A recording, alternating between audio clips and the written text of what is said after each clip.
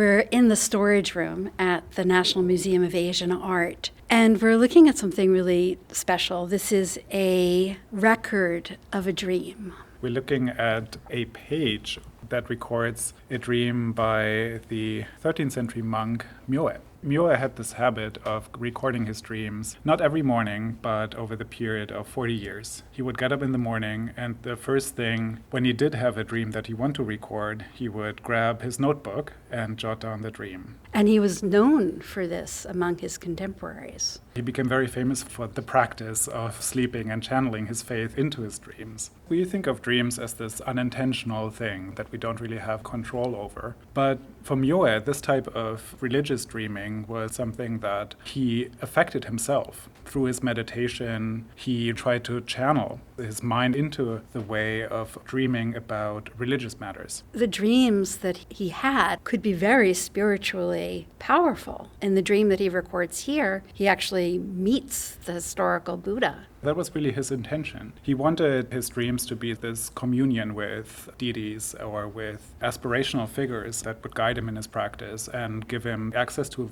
wisdom and knowledge that he otherwise wouldn't be able to achieve. So what we are looking at is 2 pages of Myoe's dream diary. The first page, reading from the right to the left, starts with the date of the dream and then records the specifics of the dream, and ends on the next page with a few more lines. The calligraphy is very abbreviated and very fast, but it ends with this lone figure in this long cloak, round head, carrying a staff. And then next to it is this bunch of boulders and what looks to be a pine tree. Dreaming, or religious dreaming in this case, is a big part of Buddhist practice. So there are established methods on how to induce dreams like this. It was this state of being half awake, half sleeping, that was the most perfect time to actually have religious dreams. I'm also just thinking about the efficacy that his dreams had for the pursuit that was his life of achieving enlightenment. And so the dreams become a tool in that engagement.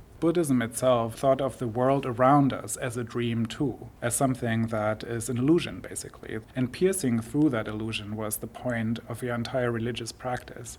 Buddhism is sometimes described as a way of seeing the truth of reality. It kind of inverts the idea of dreaming. If everything around us is a dream, Myoe's dream is the closest he is getting to understanding what actuality is really like. We have a sense of the writing, the calligraphy being very quick and actually becoming more quick as he writes from right to left. And he runs out of ink and dips his brush again. And then this very quickly brushed image of this figure in a robe. I have a sense that his face is looking upward. The brushwork that's so suggestive, but is sort of also barely there, in a way like a dream. It's hard to make the words, when you're describing a dream, match what you see. And so I feel like I understand that urge for him to quickly draw what he saw so that he could go back and maybe use that image to help him dream again. And I think that is one of the purposes of Myoe's recording of these dreams, to